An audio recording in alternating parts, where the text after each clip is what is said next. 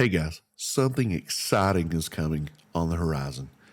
2024, I'm talking about 5.5e, the next edition of D&D. Let's talk about it. What do we want from it? What do we expect from it? And what's our dream scenario from it? On this episode of Hillbilly Hobgoblins.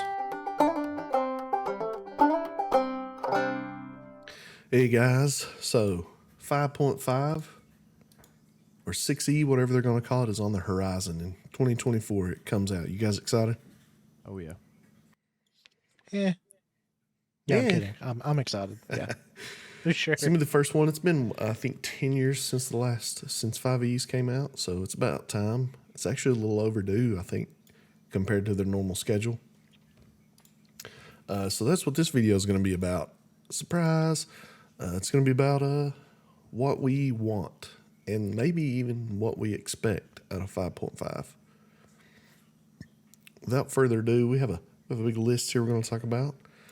And the first one was one that I am really hoping for, and it is feats uncoupled from ability score improvement, which means that when you level up, you don't have to choose between ability score improvements or feat. They'll be at different levels. You'll gain one at one level and the other at another level. What do you guys think about that one? I think that's good is because nobody takes ability score improvements. I don't think. Like I haven't taken ability score improvement in years. Maybe if you're real new, you'll take them. I was about to say, I think new players for sure that don't really know all of the feats probably go with those for sure. Yeah. When I was new, I took a lot of ability score improvements, but I think just letting you take them, like getting a API at level 4 and then maybe a feat at level 5 or 6, I think that that would balance out really well, and it gives everybody a chance to take feats. I think you. What do you think would be balanced through that though? Do you think you should be able to take less feats or? No, I think it's fine the way it is. I think you really hit the crux of the problem there, though, is that feats are so much more powerful than ability score improvements that it makes them feel useless, really, in the end. So just separate them out. It's not going to be, people aren't going to get so overpowered that it breaks the game off a couple feats and a couple points in their ability score. Yeah. How, real quick, do you know how many ability score improvements you get with any given class? I'm gonna Google that. Yeah, I think you get 5. Does that sound right? 4, 8, 12, 16. Okay, 16 19. 19. I was thinking either 19 or 20. Okay, so 1, 2, 3, 4. That's 5 APIs. What if they split that in half and you got 3 feats and two ability score improvements? That'd be, I mean, however they decide to do it, I'm sure they'll play test it, but I mean something like that. I honestly would be fine with 5 ability score improvements, 3 feats somewhere in through there. Okay, yeah, I was going to say I don't think you should have a feat per ability score improvement. Oh no, because that would be insane. Yeah, that's too many. I think there is a limit. Fixed linear progression with it would be a good idea. Like, level 4 you get ability score improvement. Level 5 you can get feat. Yeah, maybe just have them back to back like that every time. Except, every other time, I guess it would be. Yeah, every other time instead of doing, back to back. You could just switch, though, instead of picking either or. Agreed. Now, some of these have to do with gameplay mechanics. Some of them have to do with other general hopes. And this is one of the general hopes. This next one. Just general hopes. Just general hopes. And this is that the new classes and a lot of the new, not the new extraneous subclasses, but like a lot of the early subclasses we got from other books, just include those in the player's handbook from the start, like Artificer. Just make that in the core player's handbook. Yeah, and what about all of the subclasses that are already out now, like from Tasha's and Xanathars? Maybe not all of them, because I thought about that. I mean, that would be cool, but also the book would be like 6,000 pages long. That's right. It'd be really long. So maybe, most of the early ones at least, or come out heck, come out with a 2-book volume for the player's Yeah, handbook. that's what I was about to say. A player's handbook of the core rules that you need to play, and then maybe like another volume of just all class features and Yeah, character classes. creation options. I'm down with that. I If would they do that, 100% buy a book that was just 100% character creation. listen, Wizards, if you're listening to us by any chance, if you do that, you'll sell so many copies of that. It'll be Yeah. outrageous. Put all of the 5e classes and subclasses in one volume for 5.5 or 6th edition, whatever they decide to do. Class Yeah, you would. compendium. Yes. Yeah, And the that would be reasoning really amazing. behind this is this isn't a completely new edition. We know that. It's going to be a Yeah. revision of 5th edition. And so people have spent a lot of time with all these subclasses and the new classes and stuff. And just to take it away from them and make them have to wait to be able to use it again seems cruel. Yeah, it Also, like- seems unreasonable. I also like the idea of having it all in one book instead of like having to cross reference 3 or 4 books. Like say you were in between playing 2 or 3 characters, and then you got to go get like Tasha's or Fizz bands and the handbook, and then kind of be like, I want to play this type of ranger. Agree. Yeah, I like think that- we're really on to something here, boys. Somebody get on Yeah. Twitter right now. Like doing it right now doesn't bother me because I understand that things came out, Yeah. years after the original Player's Handbook. Right. But like you said, if they don't do something like that with 5.5 or 6th edition or D&D Future Edition, we'll call it. If they don't do something like that, then it's just it's like you said, it's mean. It's hateful. It would be disappointing. Honestly, I would feel like how you feel when you get a video game and there's day one DLC, which was already made and could have been included in the game. Yeah, 100%. Also, It's don't feel kinda like it takes away bullcrap. from their bottom line either. Like you'd be like, well, they just do that No. to make more books. No, you just collect the ones that are already there, and if you have new ones that come out for that new edition, create those, and then when 6 comes around, head farther and beyond, you just keep doing a larger compendium. And I think Yeah, just keep adding more stuff, and it's going to make people even more happy and give them more options to agree. play your game. Speaking of, the way classes and stuff work, how it's going to be, if you're going to be running the new edition, you're not going to be able to run the same old classes, right? I don't You know. have They to- did. well- did say the material will be backwards compatible. Now, to what Okay. extent, I don't See, know. Because I have a working theory, and I've told you this before, Jeremiah, but I think they're going to drastically change the way short rests work. And Talk about that. What do you think they're and- going to do with it? I think they're either going to get rid of short rest completely, or I Bold don't know, claim. because, well, my reasoning behind this is all of the new classes and all of the new races when they have certain features, it used to be a certain amount of times per short rest, right? Like racial features had that. They've recently began changing it, and look at Monsters of the Multiverse. It's so many times equal to your proficiency modifier or your proficiency bonus. Understand. And I that maybe, think- do you think that And it's also could proficiency be bonus per long linked to how rest. powerful the new racial features are and stuff, so they can't I use them don't as know. much? I don't really see a. Well, I mean, yeah, they're the new. A lot of the new racial features are really strong, but why would they not just say once per short rest instead of Because you can take your a million proficiency short rests a day. bonus? Yeah, that's true. Well, you can't. But the way most people play it, you can. You can take as many as you want. Rules is written. You're I not mean, that's supposed to, interesting. but- That'll be a huge shakeup for the D&D world if Yeah, they I got rid don't- of short rests. There's never been an edition with those short rests. So I it would be don't- wild. Like, I think they're going to do something with short rest. They're going to. I think they might. I don't want to say nerf it, but I feel like they're going to do something drastic with it. Now, weren't short rests quite a bit shorter in earlier editions instead of it being an hour? Well, they're right now, they're 30 minutes to an hour. I think it's stayed generally the same. Whichever edition's, what's the word I'm looking for? Balanced different towards how many encounters you're supposed to have per day. So I do think in some of the other earlier editions, it was go down to as low as 15 minutes. That's what I was thinking. Like 5 minutes So, a short rest 5 minutes, decreases the amount of danger that you're in. So like short rest and long rest make it hard for you to stay somewhere like that's perilous for a period of time.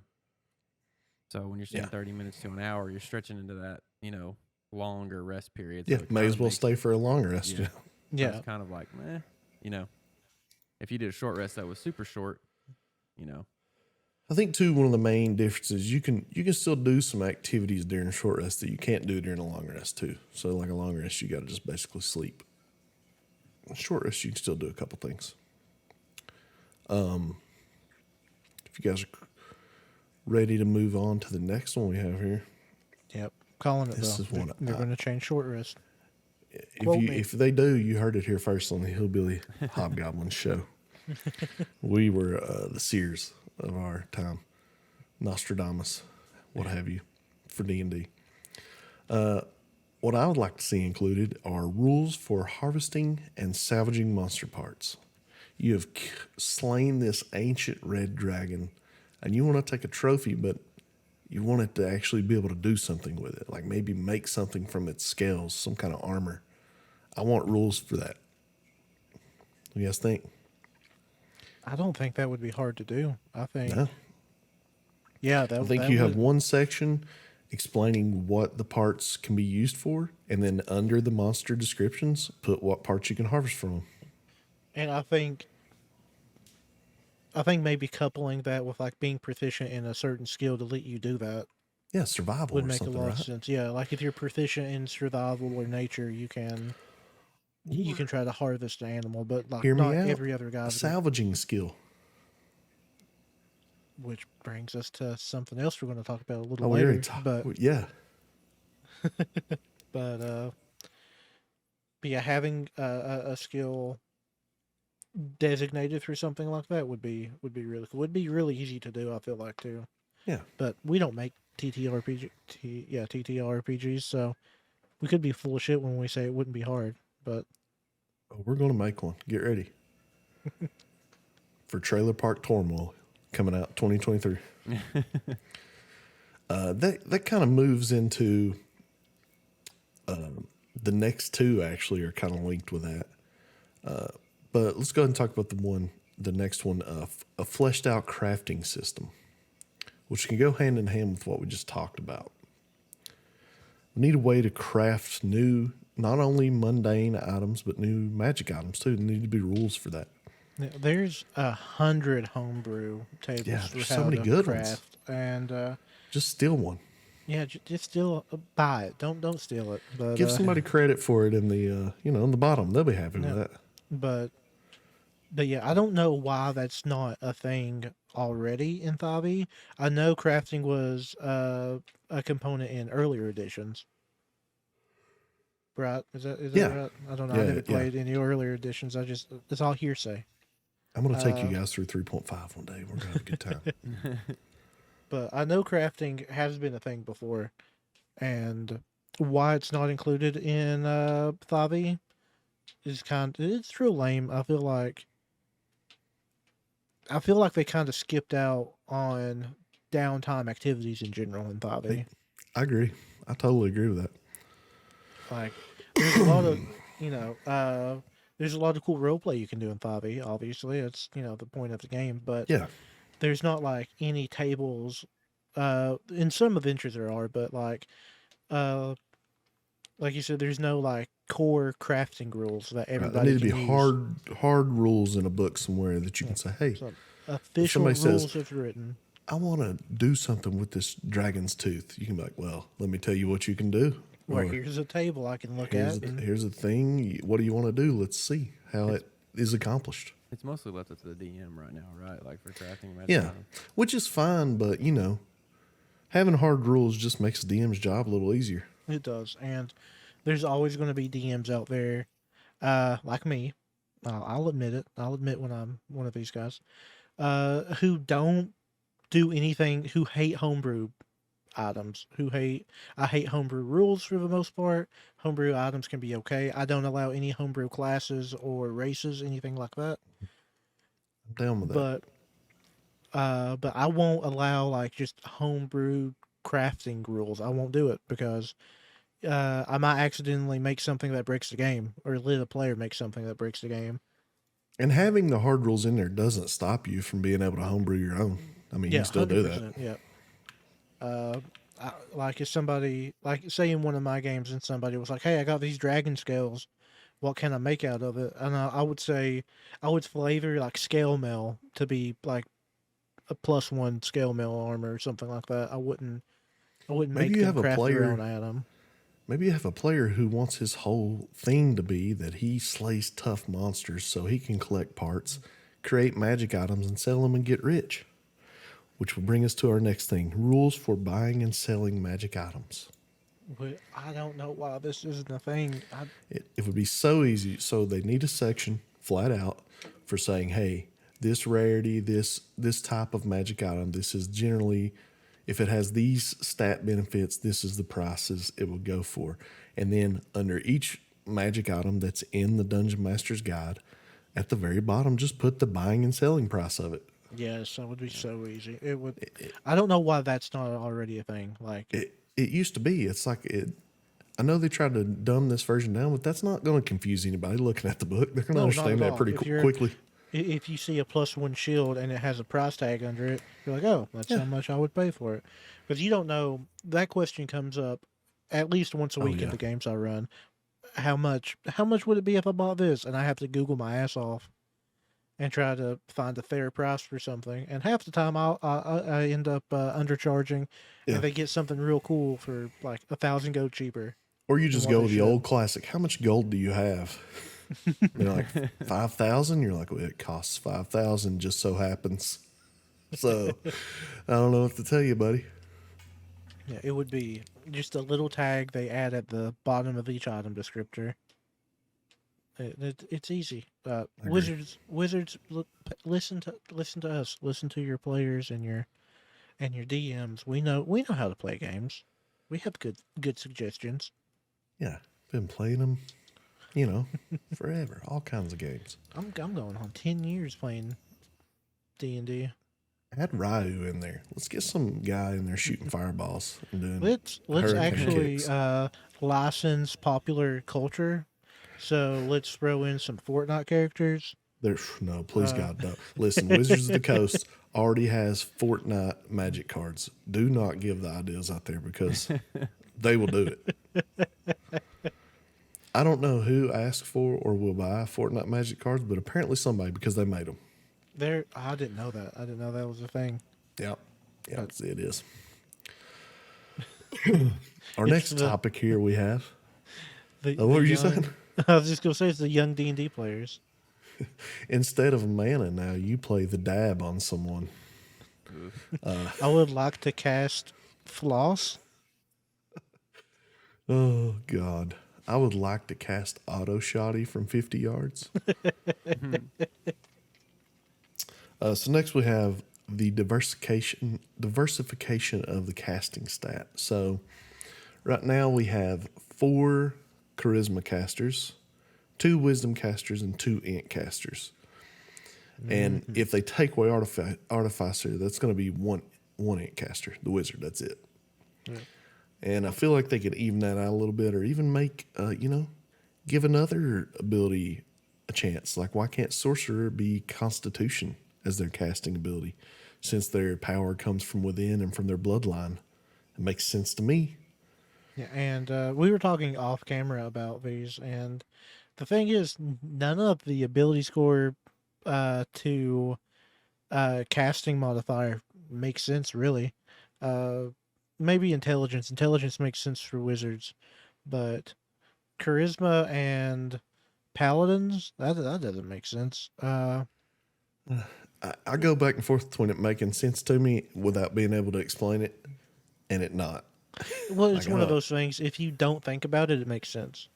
yeah, I agree. Warlock makes sense with charisma for me. You talked me into that one. Yeah, because you have to bargain. Also, bargain for Bard your makes powers. sense for sure. Yeah. But Yeah, let's Bard change makes that up sense. a little bit. Let's give some other stats a shot because it seems like, especially intelligence, if you're not a wizard, and I'll leave out artificer because we don't know if it's even going to be in there, and also artificer suck. But if you're not a wizard, then Int's going to be basically everybody's dump stat. Yeah. Like, I mean, that's just how it is. Yeah. Unless it's you're not useful. Yeah. There's only one I'll- Int skill. I mean, it's not useful for anything else. There's more than one int skill. No, there's one. No, there's more. There's one strength skill. Arcana. There's a bunch. Yeah. They're not good though. That really goes. That'll go into like what you're trying to roleplay. Like I feel like True. in all I keep referring back to people I have in my games, but I have a lot of people in my games that will give themselves decent intelligence just because they want to roleplay a character that's not an idiot. And They're really I feel missing like- out. yeah, 100%. But they want to roleplay characters that have some intelligence about them, so they put a higher score in intelligence just for roleplay. As a pure min-maxing point of view or optimization point of view, wizard really is the only class that needs high intelligence. And dumb old artificer. Or maybe like arcane trickster. I think their spellcasting modifier is You and your intelligence. vendetta But, Yeah, once you get into the subclasses, it gets a little wonky. There's all kinds of weird spellcasting modifiers Yeah. out there, but like the main classes, yeah. yeah, like I definitely. Well, I prefer to play dumb characters just because they're real fun when I do play. But Yes, yeah, I think I always dump stat intelligence if I'm not playing a wizard. like Eldritch Knight, it probably uses intelligence. I think. Yeah, probably. If you get tired of just smacking stuff with your dumb old longsword because that's the only weapon you can get. Oh, speaking of that, more weapons and weapon types. What do you guys think?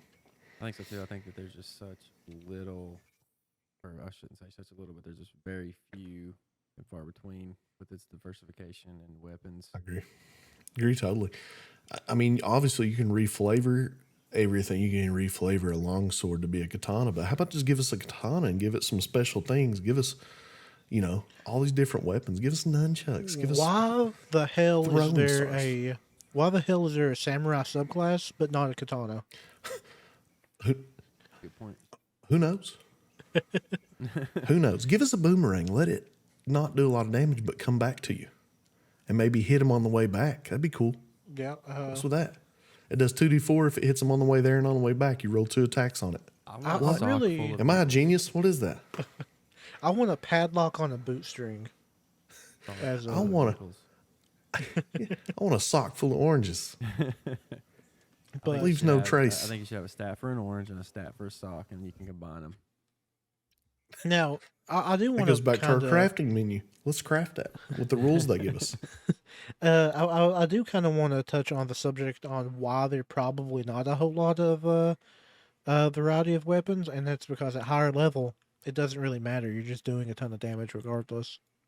Well, it still could. But you need that flavor. You need to Yeah. say, "Hey, I want to use a morning star instead of a mace," or I think there is a morning star. And that brings me to another point that we don't have on our list that's related. a lasso. Let's I wanna use make a lasso.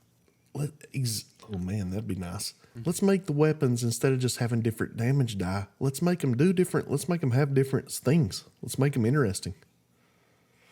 All right. So then you're not just doing more damage at higher levels. You have things you can do with the weapons, like I don't know, like a lasso. You said maybe you can pull people in with it, Maybe like restrain them even. like maybe certain finesse weapons you can apply like a bleed effect, Yeah. something like that. Yeah, like down go with it. full Elden Ring, and they have like different builds, have bleed builds, have like poison builds, things like that. Is there a bleed weapon? Is there a bleed magic weapon or anything? I don't know. If any of you guys I don't watching know. know, let us know in the comments. I'm I feel like a lot of that Because would that's a fall good into, idea. I feel like a lot of that would fall into like magic crafting an item, on the weapon, as far as bleed and stuff like that. Let us upgrade our items with crafting. Besides See, that would Artificer, be 'cause cool. They Yeah. suck. No, the first thing that pops up is there's bleeding conditions, but I don't just basically typing in bleed condition or bleed weapons D&D on Google. Nothing pops up. There's no weapons that apply the bleed condition. Yeah, See, there's no let's do weapon. that. Yeah, that would be cool. That would be dope. Let us have some Wolverine claws that apply bleed on people when you rip them out. Even if they are That's trying awesome. to keep these versions as palatable as possible, you could always just add in these little like side notes, like caveat here. You can add this extra item. It's not like you don't have to get really convoluted with it. It's just like, make it palatable for everyone. But if you want I to, mean, add more stuff doesn't mean people have to use it. That's what I'm saying. Just add that plus tier and say, hey, for more experienced players, you can go down this path or this road. Even if you want to keep it separate, but still. One thing I really think they need to do as well, speaking of adding like different items, is we need some more mundane, like fun items. Like every item doesn't have to either be magical and powerful in combat or just a base item. Let's have stuff like in the old editions there was an item called the Sunrod, which was basically just a glow stick. Like you could light it up. It didn't do damage. It didn't heat up, but you could throw it down like a torch somewhere. And it would shine for so long, so much radius. We need more things like that. Yeah, there's things like having moon touch weapons that glow. But right off the bat, the immovable rod, bag of holding, there's not a whole lot of just straight up fun items to have. There was one called the Thunderstone, which just made a loud sound. You could use it to try to distract people or whatever. There was one called Tanglefoot Bags, which emitted like this sticky substance. You could try to get people slowed down in it. Stuff like they weren't really. I mean, they were just kind of fun. I mean, they were useful, yes, but they weren't. What am I trying to say? Like combat oriented. They weren't super. Like even the Moonglow weapons, they're still weapons. I mean, they're for combat. Let's give us something like a Sunrod we can throw down a deep well and see how far it goes down and see what's at the bottom of it. Like the Moonstones from Elden Ring. Yeah, exactly. Elden Ring references. I've been talking a lot about items and weapons here past few minutes. Let's talk about something else which is near and dear to my heart, and that's monks. And they need to give monks a little love, in my opinion. I think monks, and you guys might not agree with this, but I think they need a D10 hit die. I think it is time, because at the core of that class, besides all the things they can do and all the acrobatics, and I understand they're supposed to be like flippy ninjas, but at the end of the day, they're melee fighters, and they need and deserve D10 hit die. What do you guys think? I think that's just kind of standard for a melee. Yeah, I agree there. I think every martial class should have a D10. Right. You're telling me a ranger firing arrows from miles away needs the same hit die as a monk who's up there punching dudes in the mouth with unarmed attacks? What? No, not at all. Out of your mind. Yeah, for sure. I think, and that's my main problem with monks. I feel like that's why not a lot of people play them. They're just too squishy. Honestly, if you want to play a ranger that's going to be long range, just play an arcane archer. But that's different conversation. Neither here nor there, but you are 100% absolutely right. I mean, there's no play other option. Play a fighter and take archery if you want to be a long range. Just shoot them from so far away they don't know you're there. No, that's the best way to not get hit is kill them before they see you. Because in my opinion, Legolas was a fighter and he wasn't a ranger. Yeah, I agree. But yeah, I think monks should definitely be beefier because like you said, no matter what they can do, at the end of the day, they're melee fighters. Have you ever seen anybody play a ranged monk? They're awful. Yeah. So, and you don't have to say oh, monks are now beefier guys, like they have armor or whatever. Hit points, that's not what hit points are. They're not how much actual damage you can take. It's how much combat it takes to take you down, which means maybe you're not even getting hit every time. Yeah. Maybe you say they have more hit points because they're way harder to hit. They're shifty little guys, Yeah. Which is your AC, but also your HP it factors in. Yeah, I was going to say it's the same argument with wearing real heavy armor versus having high dex and wearing light armor. It's it's different ends of the same rope. Yes, exactly. Yeah. What we're saying is you can explain it away, and honestly, I don't think anybody would care if you didn't explain it at all. You just did it. Yeah, because it needs to be done. I mean, there's monks in real life that condition their bodies to take, kicks to the groin constantly. It's true. So why There's- can't monks in D&D be conditioned to like take more hits? There's the monks that light themselves on fire. Yeah, they probably die in the end, but not as fast as I would. Not screaming like a little girl like I would. No, that one that I know of, he was completely silent that entire time. I think I was wild. He's probably how many key points you think he spent for All of them. I think he just dumped his key points into one final ability. spend 10 key points now to light myself on fire in the middle of the street here. Also, if you don't know what that story is about, go ahead and look that up. It's good. It's a good time. Talk about a real sacred flame. We're great people. We're Lawful good. real good. The next thing we've got out of the kind of topics being linked here. We're kind of jumping around a little bit, but the next one is so spells that are basically class features should be exactly that, a feature, not a choice. And what I mean is the perfect example for this for me is, and there's more examples, but this will explain it perfectly the way it is. I see it in my mind. Eldritch Blast, the Warlock ability. Yeah. There's so many Warlock features and subclass features that relate to Eldritch Blast that if you don't take it as one of your spells, you're really crippling the combat ability of your class. Like, you're not going to be nowhere near as effective. I mean, basically, if you don't take Eldritch Blast as a Warlock, you're doing it just to try to be different is the only reason. 100%. And because it's so vital to how that class works, I think it shouldn't even be an option to take as a spell. It should be just a class feature you gain at level 1. Yeah. Level 1, you are a Warlock, and you at level 1 you gain Eldritch Blast as a cantrip. You just gain it. Yeah, I agree with that wholeheartedly because, like you said, Warlock really is the perfect example of that because why would you play a Warlock and not take it? A, and B, it's I guess it's still A, but whatever. The Warlock class in general is centered around Eldritch Blast, just upgrading it essentially. What is there? I know you can upgrade it to Eldritch Spear, You can give it Agonizing more Blast, damage, more range. You can make yeah. it. People make saving throws for it to do different effects. I mean, basically, at least half of the Warlock features are around Eldritch Blast. Yep, 100%. Like I Is there don't know, another maybe good example you can think of? right off. I can think of some, but they're all subclass things. I feel like druids should probably get speak with animals and plants. I mean, that's just me, because No, that's I kind of agree what a because- druid is. Yeah.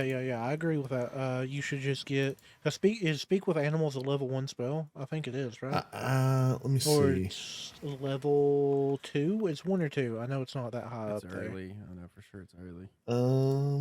Speak with the animals is a level 1 spell. Okay, so yeah, you should just get that as a class feature for being a druid. You can use it. You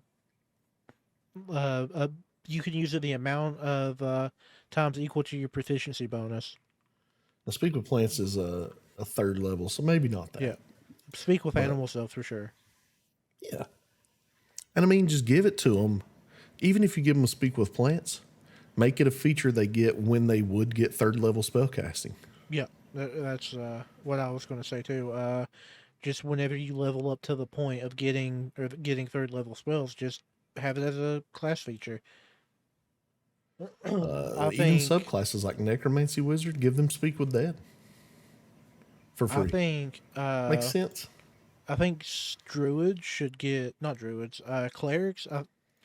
Do they get a feature that lets them heal? I don't think so. I don't think they get like the equivalent to a paladin's. They don't get the equivalent to a paladin's lay on hands, do they? No. Well, I think no. They should get some kind of healing. Yeah, that's spell. what I was going to say. They need a class feature that's Like, just give them cure wounds. yeah, You know, just give it let to them them get when they cure get 1st wounds. level spellcasting. yep, which is level 1. It's I understand there are different subclasses for each of these, and we all understand that they're like there's clerics that are just focused on combat, but still, in the end of the day, they're clerics. Like yeah, they the core of the class is a support kind of class. So just give it to them. Maybe if you wanted to go to like wizard, they could get like shield or something, some kind of feature that makes them a little harder to hit because of Maybe how at a squishy certain they level are. they get counterspell for free. Yeah, that makes sense. Wizard Uh, duels. I don't know. We might be getting a little too out there and yeah, making it unbalanced, we're but we're getting just this is just spitballing examples. But Eldritch yeah, Blast really is the perfect example yep. I because you think have to have that. yeah, that for sure, uh, and some kind of cure like cure wounds for clerics, just little things that wouldn't break the game, like but just features that Right. should be features, and you shouldn't like waste a resource And doing it when you're going to have it regardless. they know their game balance a lot more than us. They would be able to figure out what these things are that they could give. They Yeah, could figure it out. They just need to understand that it's something that should be done. yeah, 100%. Speaking of something that should be done, let's talk about challenge rating and how terrible it is. The challenge rating for monsters is just all over the place. I shudder at the idea of a new DM trying to figure out how to balance an encounter around challenge rating because it's garbage. They need to Yep. fix it. I don't know what form that comes in. If they want to expand it and make it more precise, if they want to have a better calculation for what CR players can go against, you know, Yeah, it's just wildly inaccurate. This is the only yeah, way I that's can one of those describe it. things we need. Like it needs to be balanced, but we have no idea how. Challenge rating at this point, I mean, it's not unusable, but it's not useful Yeah, at it's all. uh a good example of that. I was running a group through Waterdeep Dragon Heist, and the first boss battle in that is a intellect devourer in the sewer. And the intellect devourer's CR I think is 1 or 2 tops, Yeah. and it almost TPK'd. That little intellect devourer almost killed the entire party. Yep. And it is a challenge rating 2, which means that the way challenge rating works, it means that 4, level 2 adventurers should be able to kill it I think that's how or it's supposed to something be weird. balanced. See, Yeah. challenge rating, does anybody even know how it works? I mean, just make And it better. Just make it usable. another example that I'll throw out there, I was running a group through Wild Beyond the Witchlot, and the first boss battle in that is a Harangon bandit, and his CR was 2, and he did TPK. He Jeez. killed. He his magic effects were wild. His weapon and shit, and his He had challenge one rating shot was everyone. 2. Yep, and I even bumped them up to level 3 And I think, too, a lot of the before problem that. with the Before challenge rating in 5e is that action economy is so important. So maybe have different challenge ratings for if it's a single creature or if it's with minions, even. Yeah, something Like like that lower would if it's work. solo because, action economy is king in 5. Mm-hmm. Hopefully they fix that too. I don't know what they would have to do to even fix that, so I don't even really Yeah, think I can talk about it. But fix the CR, please. We're begging. When they're making their classes and stuff, they have a general guideline down for their initial creation of it for how to make it balanced in the game without even playtesting it really. So how Yeah, about they just go ahead and give us those rules so we can homebrew our own things? Give us the rules for creating your own subclass that would be balanced off creation, and give us maybe even an example. Give us the rules for homebrewing a class so we can make our own stuff and not have to worry about if we've made it crazy or not because we followed the rules. I think you're really onto something there. Right? Uh, because that's the sole reason so many DMs won't allow homebrewed classes is just because of how overpowered they are. So yeah, And there's if going to be outliers either way. oh, Sometimes it will 100%, get yeah, powerful, sometimes it won't. But generally, give us something to say. If you follow these rules most of the time, it'll be okay. it'll be fairly balanced. Yeah, I was it won't be reading something on game this the other breaking at day. least. Doesn't it assumes that like don't you have to doesn't the challenge rating assume that you run so many like encounters per day Yeah, too? It does. I think it's bounced around 4 encounters per day or 6, something like that. But it is there is a certain number of counters. You rarely get to that though, right? When you look at a challenge rating, I mean, it's kind of why it's like just I guess instead of guidelines. Turns out it's 6 to 8 Jeez, yeah, I mean, 6 to 8. per it's day. like, yeah, like you It's not happening no. a lot of times. Even in like the modules, the pre-written stuff, they're not made to No. have 6 to 8 encounters a day. That's ridiculous. Agreed. So this next one probably should have been up there with some of the others because it's going back to items, and this is just more types of armor. Well, you got like 8 types of armor. I didn't know there were that many, honestly. There may not be. I'm just spitballing and try to be generous. Let's see. We can look it up right now. Light armor, 1, heavy armor. 2, 3, 4, 5, 6, 7, 8, 9, 10, 11. Well, there's actually 12. 4. Yeah, there's 12, not counting shield. But you're telling me historically there's only ever been 12 kinds of armor? No.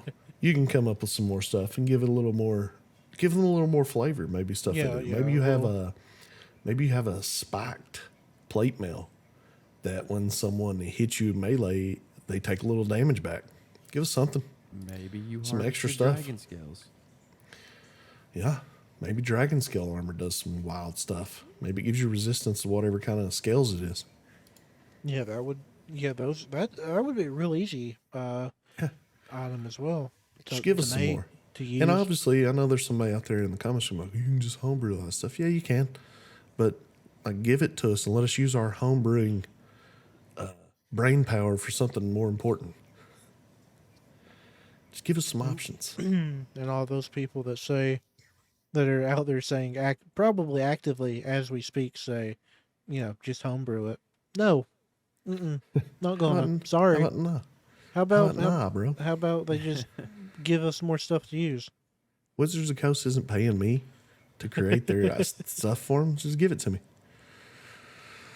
I'm not against homebrew for the record, but I am. I like homebrew. But, some things can just be given to us. It's fine. It's not going to hurt anyone. You don't have to use it if you don't want to. I would like to elaborate and say, when I say homebrew, I don't mean like original stories. Those are separate than homebrewing classes and items and spells and whatnot. Right. But in general, I'm very anti-homebrew. Speaking of items, let's go back and talk about magic items again. How about some magic items that are specific to classes? And what I mean by that is more classes. Right now you have magic items that only sorcerers and wizards and stuff can use. What about barbarians? There's not a single, look this up, there's not a single magic item in official content that is made specifically for barbarians. Let's give these other classes some loves with their own magic items. Yeah, like an artifact that's been handed down through like the barbarian's tribe or whatever, and it's like a special like belt or something that gives you extra movement speed or something like that. Gives you something crazy. Gives you extra rage per day. That'd be neat. Yeah, that would be cool. Not really a whole lot to say about that. That's just what it is. That's just a genuinely good idea. I feel it's like just one of those it is what it is situation. Speaking of genuinely not good ideas, this one is by the way, I don't know what you guys will think. I can't wait to hear. This is just my personal opinion for how I like the game to be. I would like when they add more spells. I'm sure they're going to add more spells to this new edition. When they do that, and maybe even change some of the older ones, I would rather have more attack roll spells over saving spells. And my reasoning being, when I'm casting a spell, I would rather roll the dice and let my fate be in my own hands as opposed to the DM hot rolling dice and avoiding all my spells. I would rather roll an attack on them. I absolutely hate saving throw spells. I think it's just more, I can't in the stand end of the day, it's just more fun for players to roll their own dice instead of saying I cast a spell and then sit there. Yeah, I think it's I way would more aggravating. 100% agree. You lost. Yeah. And if you really want to dive into that, it kind of for like sorcerers or wizards, people that have a huge spell list, you have to kind of metagame a little bit when you're trying to decide what spell to throw against certain monsters, and think about what, like, if you know that this monster has a high constitution, you're not going to use a constitution saving throw spell. Right. So I think that kind of forces a little bit of metagaminess I mean, I into it. do understand that there are spells that couldn't do the AoE spells, you know. I mean, Yeah, 100%. but a lot of spells could, and I think there should be more of them. If you look at the disparity right now at the whole spell list, it's like 80% to 20% saving spells over attack spells, which is unacceptable in my opinion. 100%. And most of the attack spells are cantrips. I mean, it's true. A lot of them are. Mm-hmm.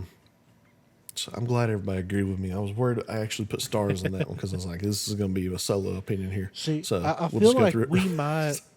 we might be like fighting an uphill battle on that one. Like because I think the majority would be against that opinion. I don't know. I feel like a lot of players that have played spellcasters would agree because listen. At the end of the day, it's real fun to roll dice. Yep. And if all your spells are saving throws, you don't roll any dice the whole time. You just sit there and say things, which is not as fun. Yeah, That's the why- feeling I get when I lose those. Like, That's why we all that's why we all love rolling dice for silly things.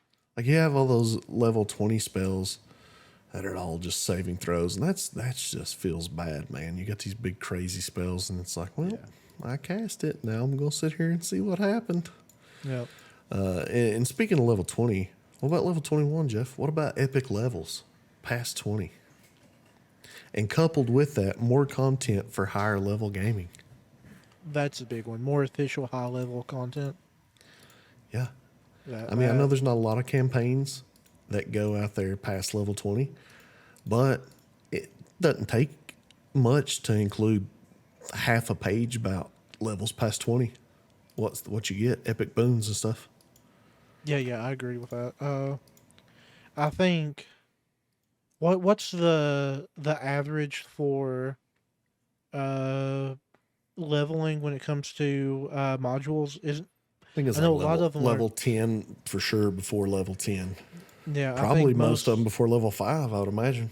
I know all of the beginner ones are 1 through 5, sometimes 1 through 8, but there's not a lot of high level official content, Let's which get is some of that. understandable because once you get at a higher level, you're not going on adventures to make money. You're like a known entity in the world, in the multiverse. You're like even. trying to save the world at that point Yeah, but from existential things. Oh, yeah. but why not make that a module? Why not have official Yeah. content where you're trying to save a fucking universe? Which that kind of leads into the next thing, and I feel like the reason, and this is my opinion and what I think they should do to fix it. A lot of campaigns end before that is because once you hit level 3 and get your subclass, your character's pretty set in stone from that point on. You don't really, your character doesn't really gain. I mean, you gain abilities for that subclass, but you don't really gain any. What's the word I'm looking for? You don't really gain any individuality from that point. So let's add in some more options for higher levels that do things. Let's add in for the martial classes. Let's give them maneuvers that they can get at higher levels.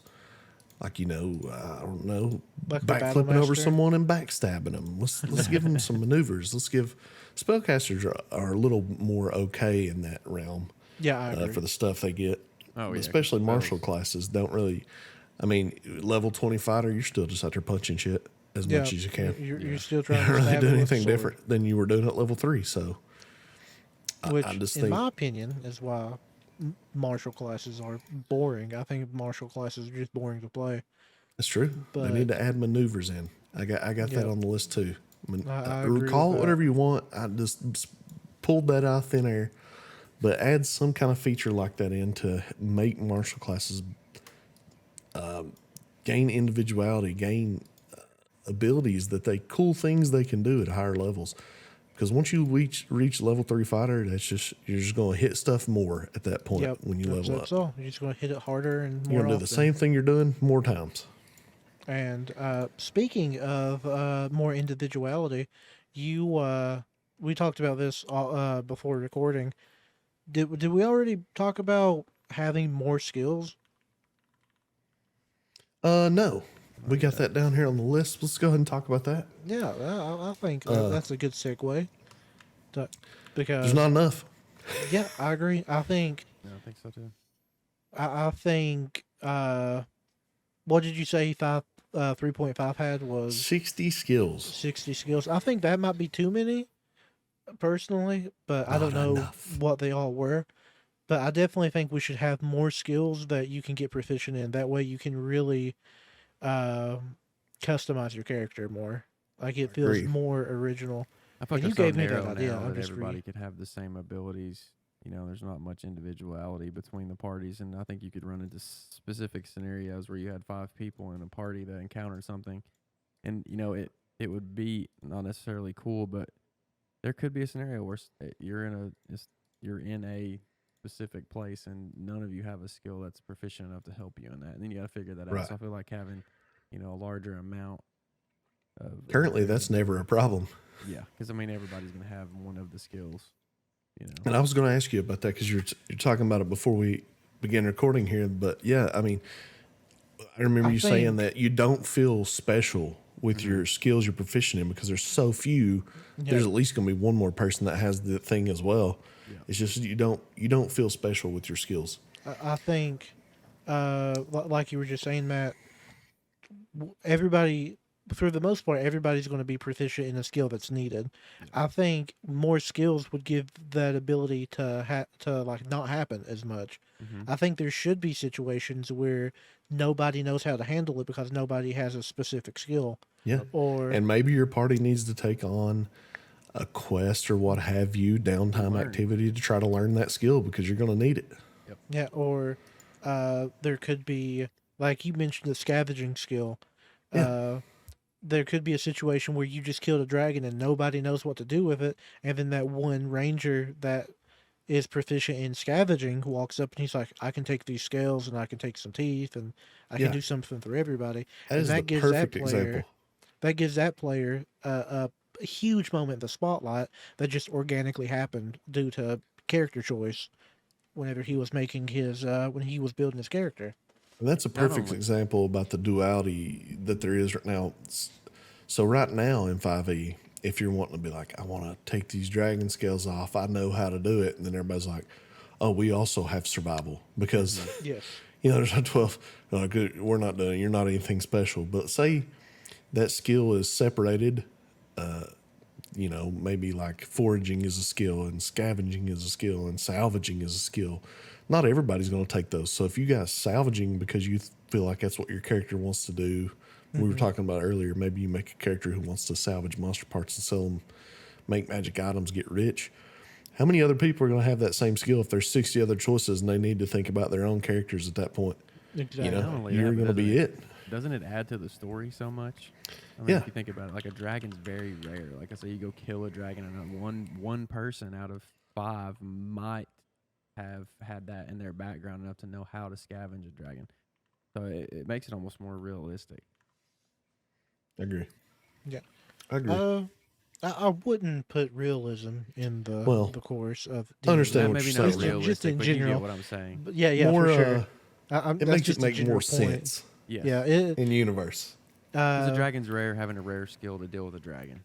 Yep, that is, in my opinion, those situations should happen. Like, that way, because I talk a lot about how I hate main character syndrome, and how if a character is going to be in the spotlight, it should happen organically. And by talk about, I mean like to my other players, not on here per se, but something like that would give that particular character a huge moment to shine, and it would just happen organically. It wasn't written in or anything, and the rest Agreed. of the party's going to be so thankful that this guy just knew how to scavenge a dragon.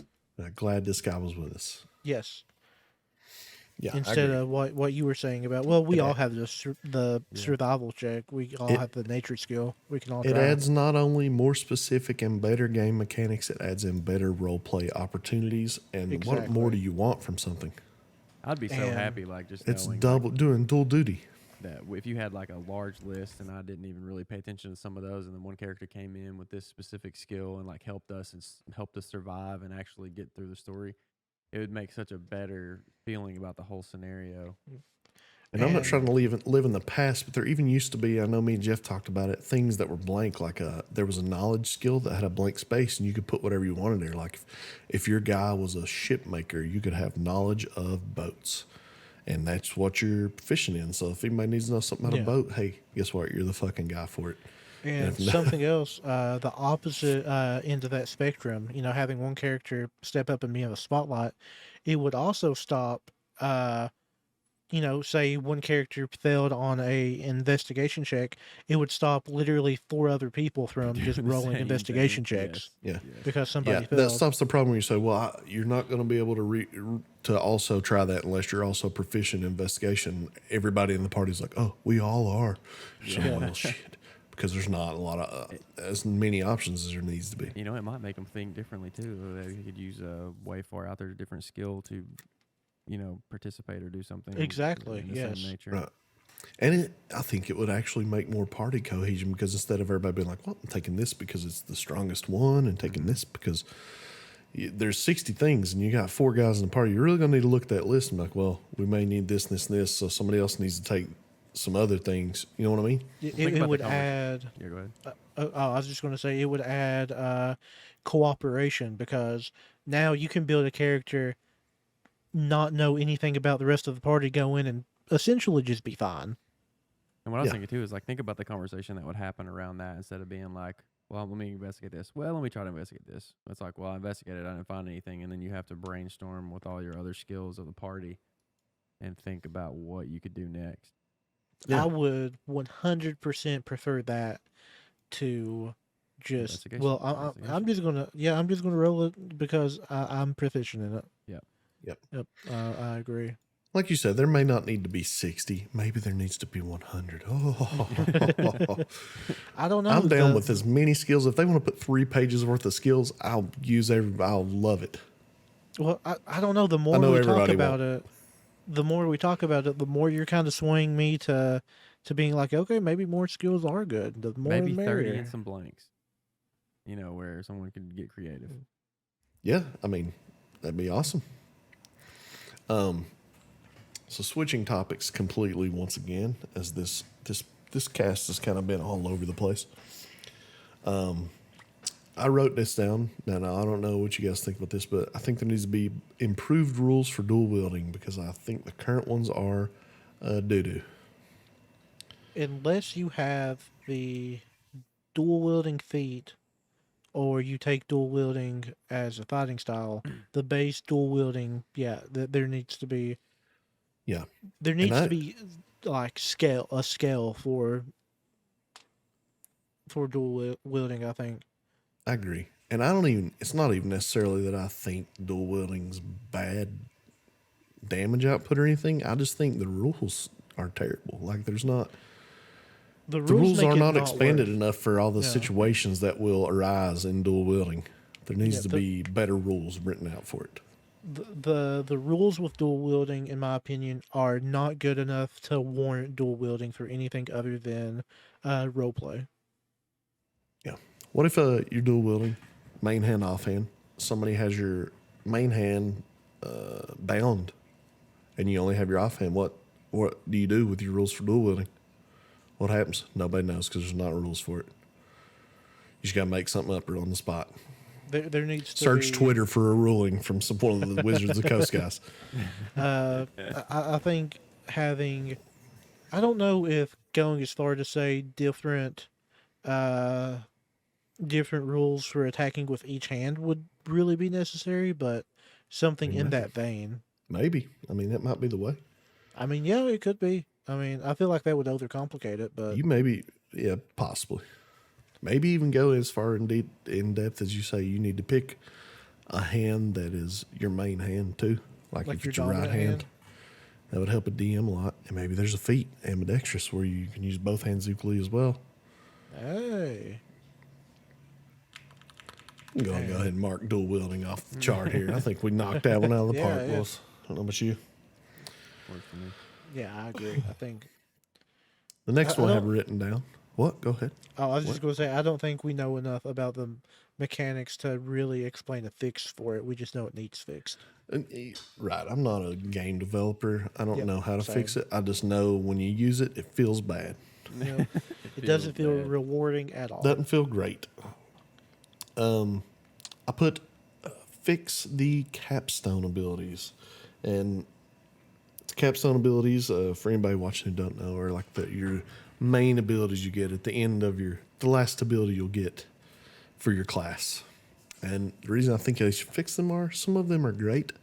Like Barbarian has a great capstone ability where you get +4 con, +4 strength that can go over 20. Some of them are garbage, like Sorcerers. Some of them are just bad. Like, there's just no way to put it. And they need to fix them. If someone's made it to that high level, they all need to be great, in my opinion. I agree. I think the counter argument to that is campaigns rarely make it to level 20. So I feel like most players aren't going to get to see that. And I feel like that's because all the high level stuff sucks.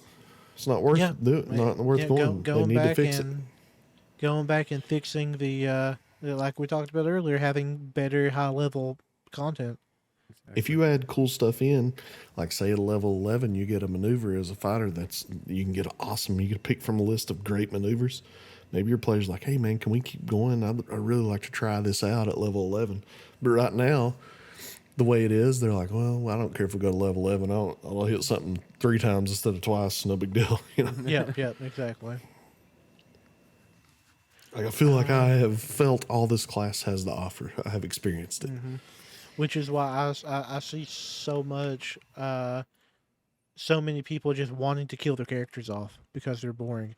And 9 times out of 10, it's a martial class. It's a barbarian or a fighter because they do all that they're going to do at level like 3 or 4.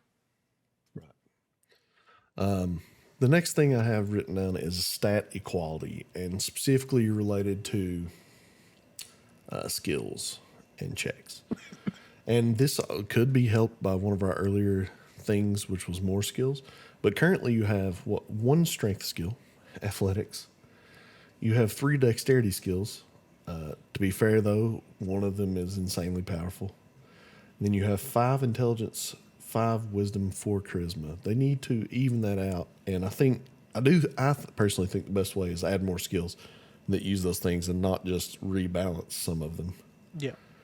Like there's an argument to be made intimidation could be a strength check, but instead of doing that, let's just leave it and add some more checks in for strength. Lifting could be a check for strength. And take away athletics and break it up into different things, you know. Running far could be, I don't know, endurance, something like that. Yeah, an endurance skill would make sense. And the problem too, like intelligence, there's 5 checks, right? Mhm. But they're all, besides investigation, they're all just recalling information about things. And so that turns into a dump stat for a lot of people because they don't care about that. They would rather have something like stealth, which is hugely important in D&D, or perception, also hugely important. So they need to fix the stat weight a little bit because intelligence is a dump stat for a lot of people.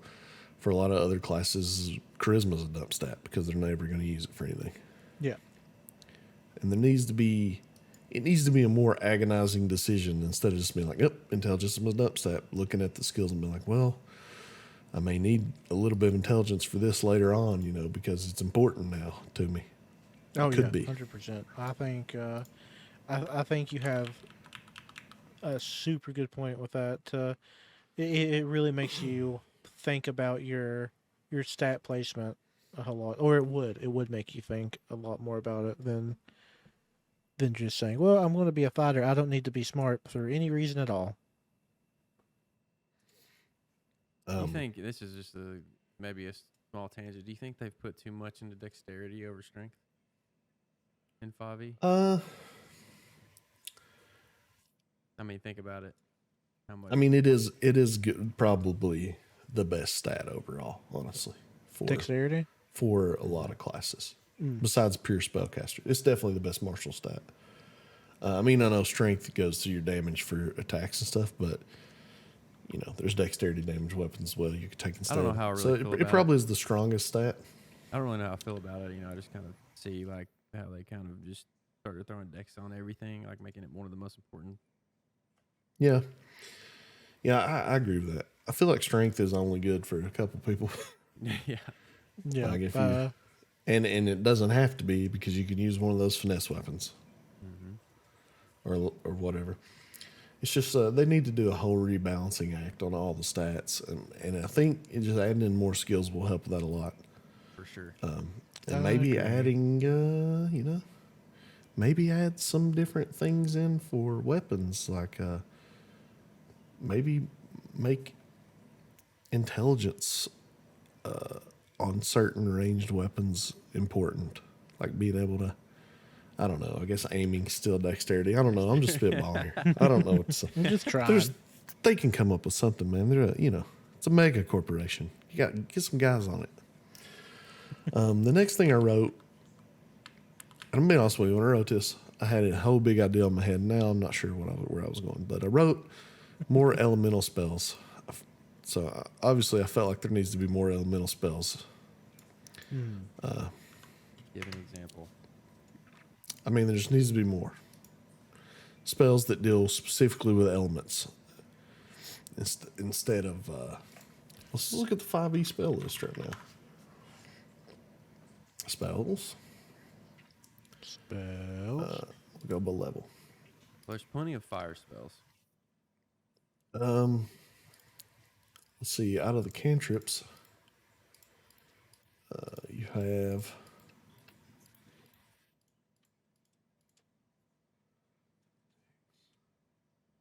I mean, you maybe have like 10 elemental spells, and all the rest are just Are you going either for common, basic like force damage or something. fire, water, wind? Yeah, it just needs to be more elemental spells. Maybe there's a lot more elements than what they have in the game. Maybe that's where I was going with it.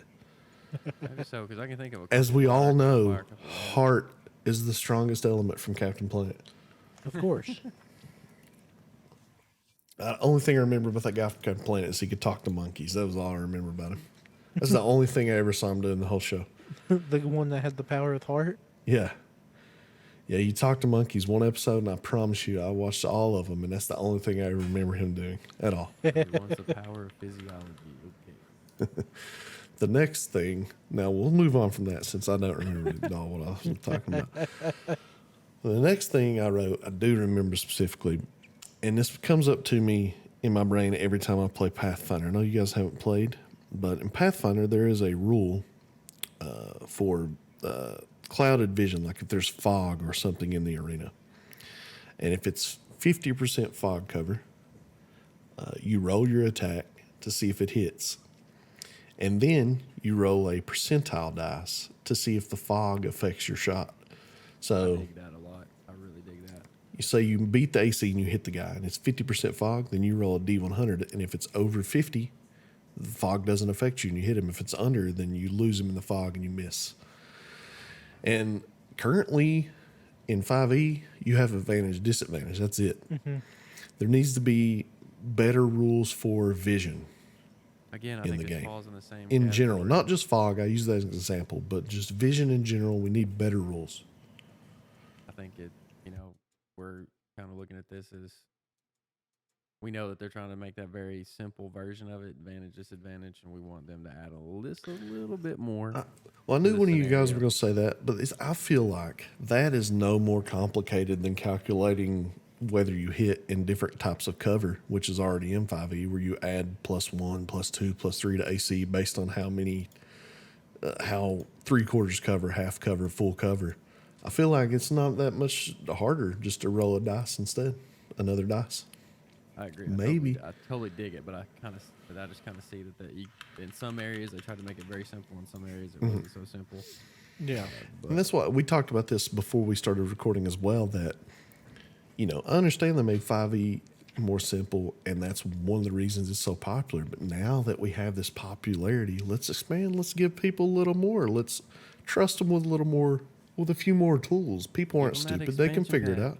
Yeah, give them that expansion pack. Give them a little more. Let them know what you Yeah, got. like I think the way you said it, Matt, makes the most sense. Like an expansion pack Hmm. in the guise of having an extra book you can buy or download or whatever that's just expanded rules. Yeah.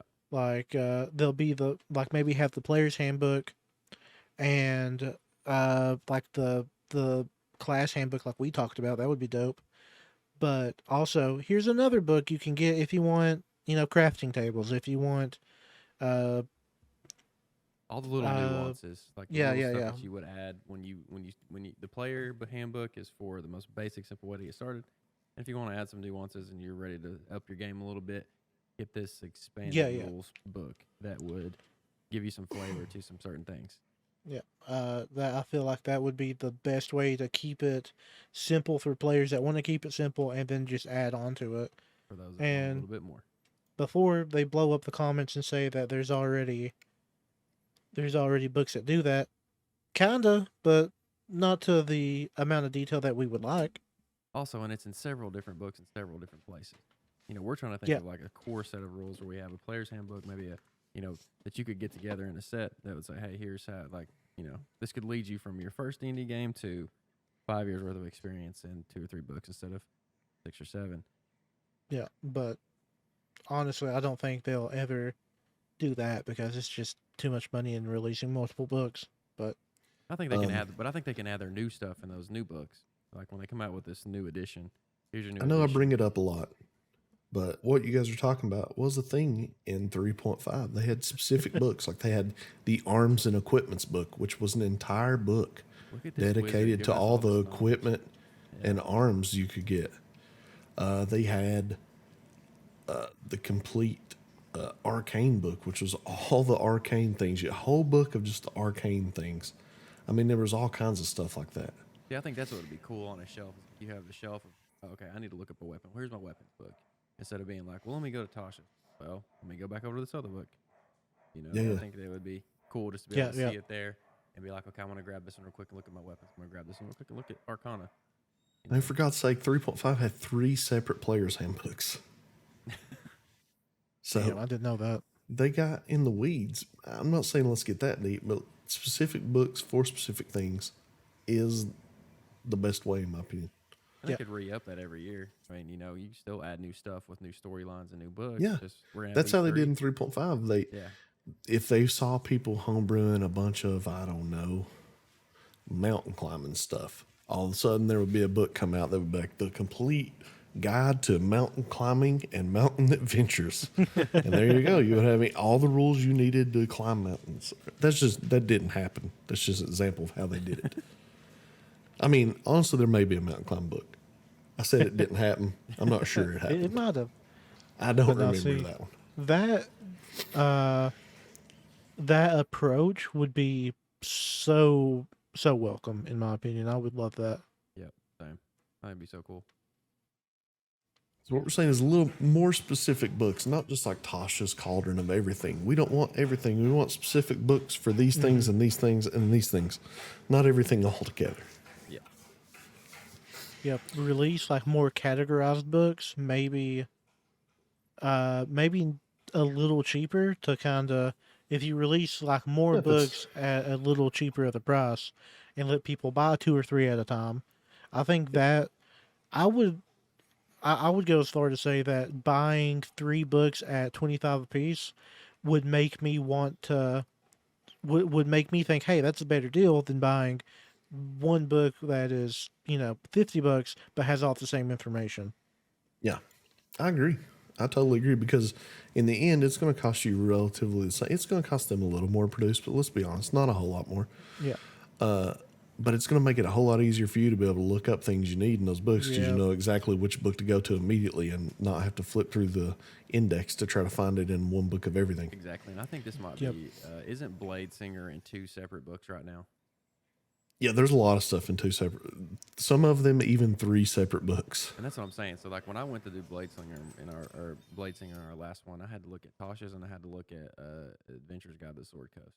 and there are two different things in there. A lot of the same information, but I didn't know that when we Yeah, first they started the campaign. I looked at one and didn't know the other one was there. is the Adventurer's Guide to the Sword Coast, is it like less official or something? Because I've noticed No, a lot of like reprints from Sword Coast Adventurer's Guide. uh, it's There's a it's ton no of less reprints from official that. than It's a, I, it's on the I'm DND not sure website. what their idea was there, but it's official. Yeah, like Really, the that. reason I have that is where they remade Ranger. Yeah, and then they expanded a little bit on that other one, but just Yeah. saying. So we already talked about maneuvers, so we have one thing left to talk about, and this is completely not necessarily game related.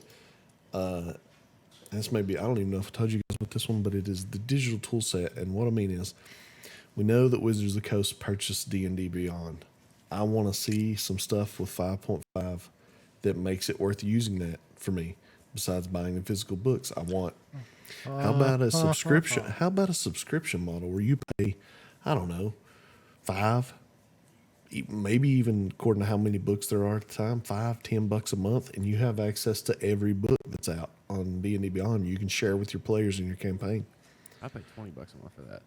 Yeah, I mean, it'd almost be worth it I mean, think to be about able the to share price it of with all. everyone. Yeah, I mean, think about the price for all those books right now, and then if you could just get the digital format of that book plus Yeah. they make it shareable, $20.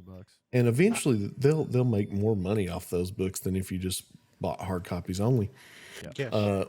And the reason that the way to make that worth it to the players is also they need to come out with a virtual tabletop based in D&D Beyond. I think that would be amazing. They need to. That's where we're going to. I'd say there's more online games than in person right now, for sure. Oh, 100%. COVID put people in the house and they just never got back out. So, Yep. because they found And out I how much think- easier it is to get people to show up to sessions, how much easier they are and convenient they are to run. You know what I would also like is I know that they make money off the digital copy and the hard copy, but if you got the hard copy, you have some type of code to get something of something of advantage from that book towards your digital format. So maybe you get the stuff that you could put on your like the different character sheets. You don't have to have the digital book on D&D Beyond, but maybe if you bought the book, you had a code that you could put in to get that information to your character sheet. And I think that's something they surely to God will do. But yeah, I agree with you totally on that as well. Imagine this world, though, guys. Imagine this. So you have the subscription to D&D Beyond where you get all the books when they come out and you get access to them on D&D Beyond. They also have a virtual tabletop that integrates all those books. So I'm running you guys through the Adventure League and a new one comes out. I go without me having to do anything. It automatically, I set it up where all the Adventure League modules automatically pull in. We get on that session, it automatically has all the maps from that adventure set up and all the things, and all I have to do is get on there and run it. Imagine how amazing that would be. The coolest that thing I would thought be- of, and it's We D&D link Beyond, that so to our campaign, it pulls your guys' characters and everything over. it's the largest platform too, and it could give out bits of reading that could be done beforehand to give a little bit of knowledge and all kinds of stuff. So I think it would be really cool. Yeah, if there's player guides, then it just, if you have, let's say you guys are in my campaign on D&D Beyond, it recognizes, hey, these two people are in this campaign. It sends the player's guide of that campaign to your D&D Beyond so you can read it when you want to get ready for the session. See, that it's would just, be- Specific characters are like the specific place that you're going to. They give you information on those. I would automate the pay setup. $15-20 a month for that. Yeah, Easily. a lot of people 100%. would. Lots of people would. And they could get linked up with Spotify. They start getting all these D&D Beyond Spotify, like music and pumped in there.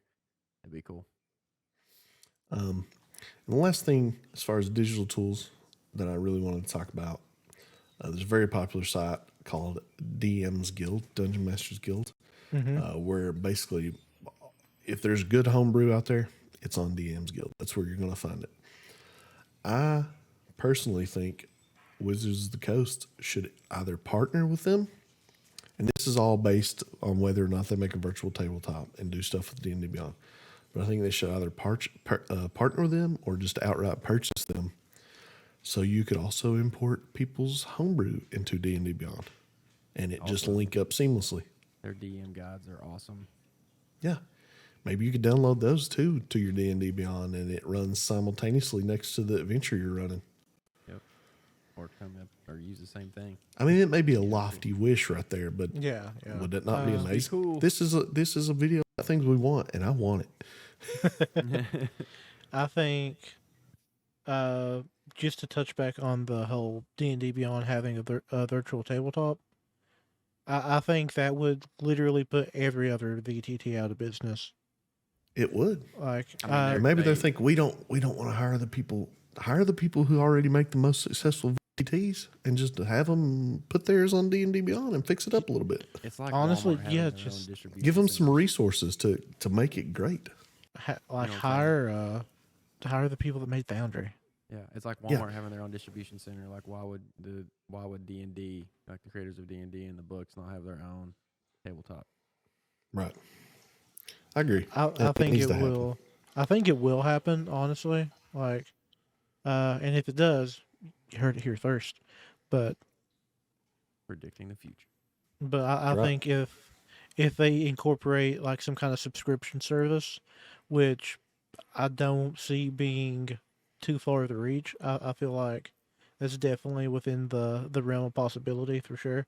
Oh God, imagine one subscription service to music, For everything. tabletop, books, Yep. character sheets. Yeah. That's what Add I'm saying. fantasy music on there. Yeah, that's I what I'm mean, saying. charge different prices for if you just Yeah, want like the a tier virtual list. tabletop. If you just want the D&D Beyond content, is this price. If you want it in the virtual tabletop, it's this price. If you want it and the music in the virtual tabletop, it's this price. The best thing they could do is you get a book that gives you a code. You go in there, you get the character sheets, and you get the music that's supposed to accompany this specific adventure. Yep. And they could create that. That'd be cool. You're talking dream scenarios right now, and I hope. I mean, if that happens, So that we're not all you using talk the same- about 5e being popular. If they do these things, 5.5 will explode. It'll be. It would rival top video games in popularity. I get caught I a think lot so, of too. times if you're running a campaign or using the same music over and over again. If there was like, it would be so cool if they came up with their own music for each setting. In my opinion, because I just think it adds agree. so much to it. Because they know what kind of mood they're trying to. Portray. Yeah, so they would know what would go with it the best. I agree with you. Yep. Same. And like, imagine just being able to open up, like you said, open up a campaign, a module, whatever you're running, and all of the maps be there, all of the vision already set. We don't have to go in and individually place walls. It just, Yeah. it's It'd yeah. be amazing. You're talking And about it's all like, things official dreams are made. content. You're not dealing with someone's crazy homebrew about goats trying to take over the world or something. It's the official D&D content on their official virtual tabletop, all D&D branded. I'm here for it. Now I wonder if that would put me out of the job. One can only get so wrecked. It would make your job easier, that's for It sure. would, but I don't know if I that don't would think just it'd- make I players don't think it'd willing put you out to of a do job, but is what keeps your job is your creativity. I think it. Not when you only run modules. Your willingness to put in the work to run one. I believe that's probably it more than Modules are not That is- foolproof. No, it's tough. That's true. tough. If anything and else, for I any- think I've always took the opinion modules are harder to run than homebrew because if the players go off the rails in a homebrew, you can roll with it. If they go off the rails in a module, you got to figure out real quick how to get crap, them back yeah. on there. Yeah. Yep. How to get a hook back in. And for anybody watching that don't know, that's what I do. I'm a quote unquote professional DM. Hire me to teach you how to play D&D. By the way, there's a little plug. Speaking of that, let's do a little something different here at the end. We haven't been doing. Let's to tell these people where they can find you at. Oh, yeah. Since I just went, find me on all social media: Twitch, Twitter, Instagram, Facebook. Ryline, RYELINE, and you can find me on StartPlayingGames.com as a professional DM. I'm Jeff, the kind and benevolent DM on there. Matt, tell people where they can find you.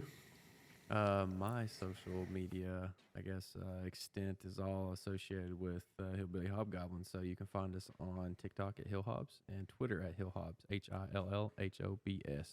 That's what I like. This man's all in, and he runs pretty much all of our social media accounts that we have right now. So, Also on Instagram too. Instagram Hillhobs. so if you have a problem with any of our social media accounts, say, listen, it's not me. Reach Yeah, out talk to to Matt about it. Matt Mr. Stash. directly. Yes. the stash. You can find me on all social media at Dingy20. My name is Jeremiah, by the way. I think this might be like a reveal here. I don't think I've ever said Yeah, my this name is the on first stream time yet. we've ever all Yeah, introduced my name is ourselves. Jeremiah, and you can find me Dingy20 on all social media. I don't really do a whole lot on those anymore, as I've also invested most of my time here at Hillbilly Hobgoblins trying to make the best channel and the best content we can. And if you like our content and you enjoy it, please, it doesn't cost you anything to hit that like and subscribe button. So just do that because it helps us out a ton. And also leave a comment. Also helps us out a ton. Yeah, that helps a lot. Is this our first? Fourthly, what? I was gonna say, is this our first like official like podcast? I wouldn't call this one a podcast. This is podcast length. I don't see why not. It's up there. This is our longest video. Hopefully, if you've stuck it out to the end, definitely hit that subscribe and like because you must like what we're talking about, right? There's no reason you shouldn't. Also, lastly, hit that notification bell so when 5.5 comes out and we were either right or terribly wrong, you can remember to come back here and tell us about it. Yep. But thanks, guys. I appreciate you tuning in and listening to all this garbage we've been spouting. But we'll have a new video coming up soon. Make sure to check that out. Also, we're probably going to do to celebrate our 1,000 subscribers, be doing a giveaway. We'll announce that shortly too. And the rules to be entered into the giveaway. But until next time, roll hot dice and drink cold natty light. Not sponsored. Not sponsored. At all. Not affiliated.